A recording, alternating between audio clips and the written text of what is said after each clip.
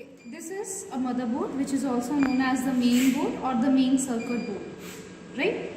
And on this motherboard all the components are attached. Like over here you can see these are the RAM slots. We will discuss each of the component one by one. This is the PCH, and at the top of the PCH you have a heat sink. Then these are the PCI slots, these are the capacitors, you have some other connectors and ICs. These are the ICs. This is also an IC, this is also an IC, this is also an IC, this is also an IC. These are the connectors which are used for several other purposes. This is also a connector and this is also a connector, which is basically a power supply connector, right? And at the back of it you can see several ports. This one. So these are basically PS/2 ports. This is basically used for the mouse and this one is used for the keyboard. The design of both the ports is almost similar. This one is the parallel port and this one is the serial port. This parallel port is not used much nowadays. This is basically used to attach scanners or the printers. And while this one serial port, it is used to attach some modems or some other devices. Then this is a VGA port which is basically used to connect to a projector. Then over here you can see 4 USB ports. 1, 2, 3, 4. These are the 4 USB ports. And one more you have, this is a network port which is basically used to connect a LAN cable. Over here you connect your Ethernet cable in order to connect to the internet. Then after this you have the jacks. These are the audio jacks. You have 3 jacks for that. Okay. So basically you have 2 types of motherboards, AT and ATX motherboard. This is basically an ATX motherboard where AT motherboard is not longer used. It's not used anymore. And if I talk about the specific classification, then you have micro ATX, you have mini ATX. So this is basically a mini ATX, where micro ATX is quite much smaller than this mini ATX. This is a mini ATX board, right? Okay, now let's discuss each of the components one by one. So let's first talk about the expansion slots. So these are the expansion slots. How many expansion slots you have? 1, 2, 3 and 4, right? These are the PCI slots. PCI slot basically means these are used to attach to network card or the sound card or the video card. Basically peripheral connected devices. These are the PCI slots, and these two are known as PCI Express. And in these two PCI Express, basically they are used to connect video card or the modem card or the network cards. Nowadays most of the modern motherboards, they have PCI Express. These are the PCI which is the old generation. This is the newest one, PCI into 1. This is PCI into 16.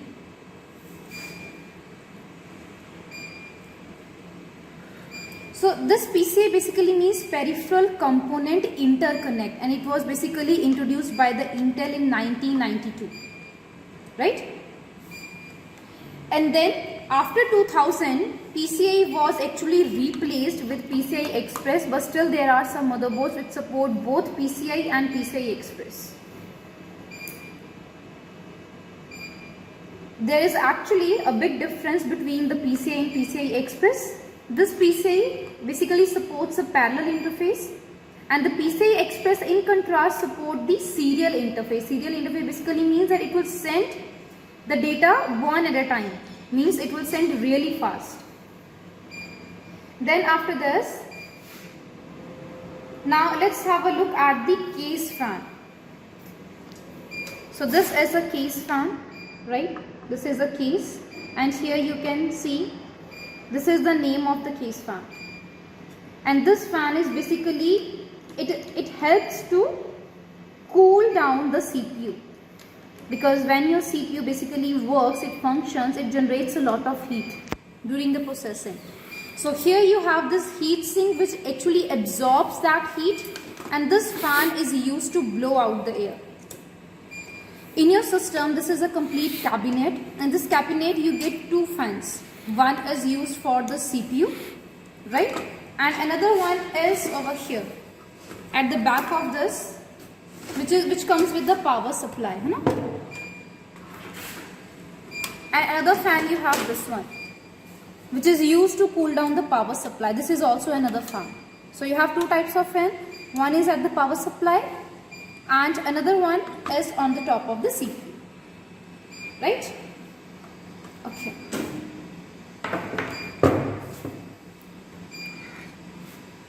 And these are the case fan connectors. These are the case fan connectors which is used to connect this CPU fan with the motherboard. And where the CPU fan is basically connected, it is connected over here. You can just have a look. And here you can see it's clearly written CPU fan. See? CPU fan. So here you need to move your CPU like this, and this is how the CPU fan will be connected. It will be in this direction only. Right? Over here. Like this, always in the same direction. Okay.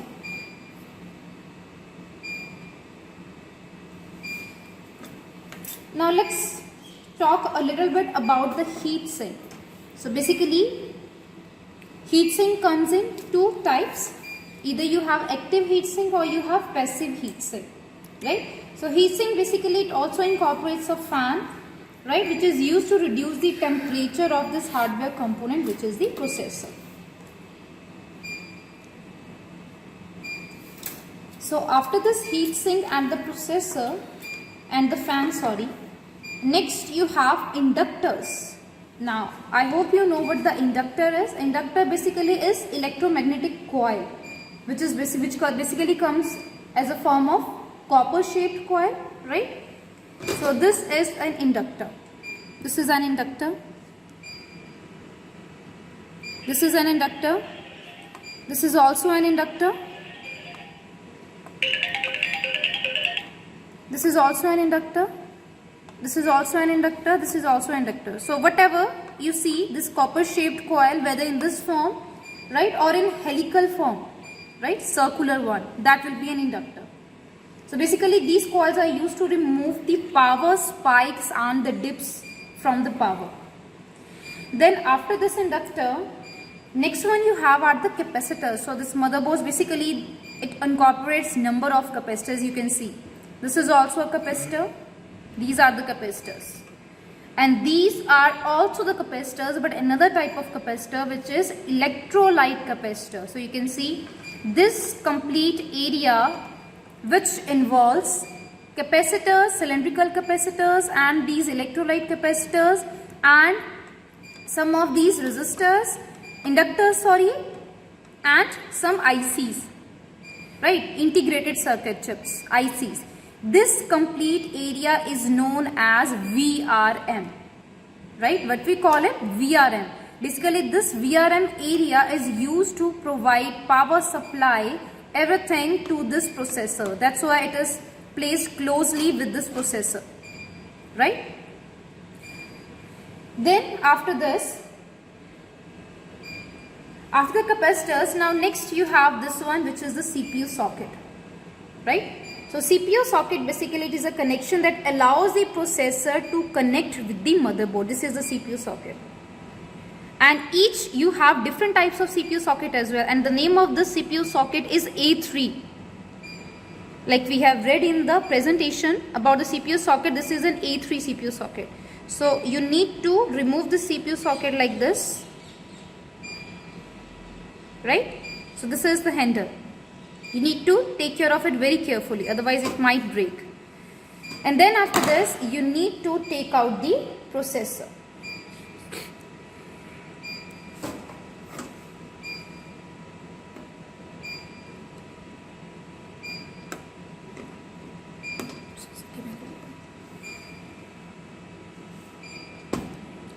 ले आता हूँ मैं।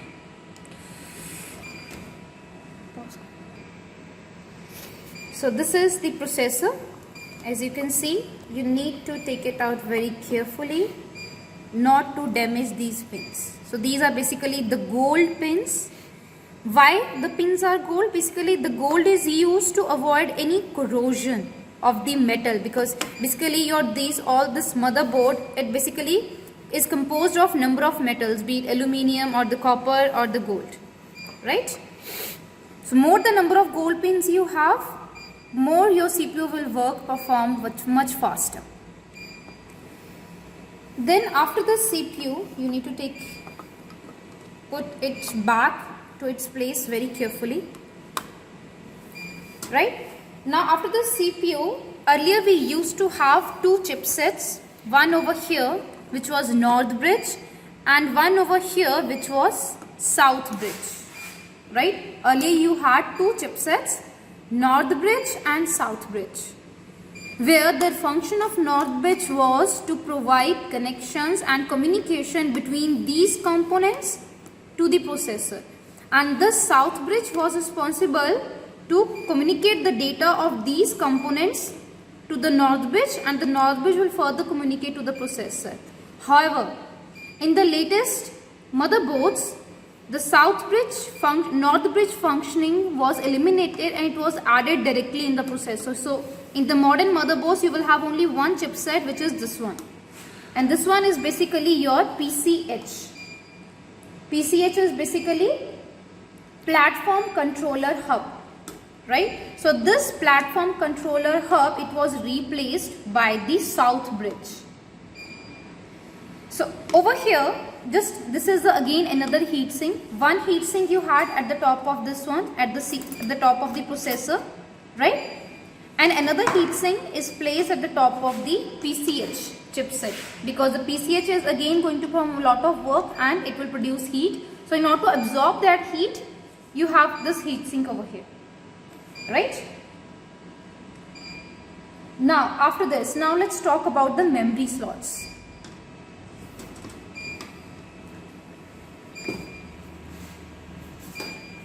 So these are the two memory slots, or they are also known as memory sockets, right, or RAM slots. So this is the area where you place your RAM chips inside, right? This is the RAM chip, as we have already looked at it earlier. This is the RAM, and these are the memory cards, right, where the data is actually stored. This is basically 2 GB RAM, DDR3 RAM, and over here this is the which will tell you the partition, and this is how you need to keep your RAM. So this should match this one, right?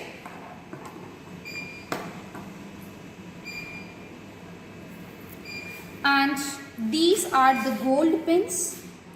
Again, these gold pins are used to provide the voltage or the current to this memory area, right? Okay. So after these two RAM slots, now let's talk about the SATA cable. This is a SATA cable, right? It's written over here, serial ATA, which is basically SATA cable. SATA means Serial Advanced Technology Attachment, and this SATA is basically, which is also known as the bus cable, right? This is used to attach the hard drives. Earlier, instead of SATA, we had PATA, which was parallel interface, but this is a serial interface, right? This is the advanced technology, which is SATA cable.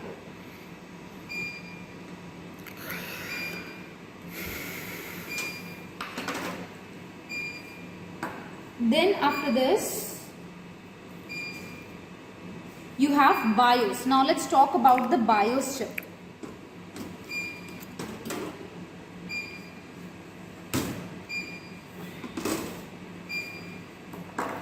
This is the BIOS. Please take a look carefully. It's not necessary to have same type of BIOS chip on your motherboard. You may have a different BIOS chip. right? But will be written clearly AMI BIOS, where this AMI is the name of the company, right? BIOS basically means BIOS input output system, right? And this chip actually stores all the information how to boot your system whenever you turn on your CPU, right? This is the first BIOS chip to function. Okay. Then after the BIOS chip, this is the CMOS battery, right? This is the CMOS battery. So basically this BIOS needs to remain operational, right? And it will get memory from this CMOS chip for the power. Most of the laptops, they have BIOS, right? Because whenever you plug in your system, this is the CMOS battery from where your laptop will consume the power, right? And if in case your laptop is not getting charged, you are having some battery problems, perhaps you need to replace this CMOS battery, right? And this CMOS battery actually lasts for 2 to 10 years from the date of the manufacturing. And this is the battery which actually provides power when your laptop is not plugged in. When you have plugged in your laptop, your CMOS battery will get charged, right? The more you leave your laptop plugged in, the longer your battery will last. And then after this, these are the SATA ports, right? Where basically we attach these SATA cables. These are the SATA ports. This is the power supply connector, where we basically connect your power supply. And this is, as you can see, both of them are getting matched properly. So this is where you need to connect your power supply. Okay, and this port was used for the PATA, but it is nowadays not much used. Then after this, here you have this 8-pin IC.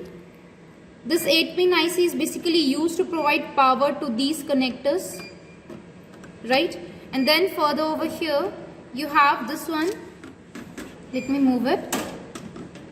This is Realtek IC. So if you find this type of IC with name Realtek, so it means this chip is used to provide power to the audio connections, right? And this is a crystal. You may find 2 or 3 crystals on the motherboard. This is another IC which is used to provide power along with these electrolyte capacitors. And then over here also you have some other ICs which are integrated circuit chips. This is also an IC, this is also an IC, these are also an ICs. Even basically this BIOS is also an IC. It's a type of an IC, right? So this is all about the motherboard.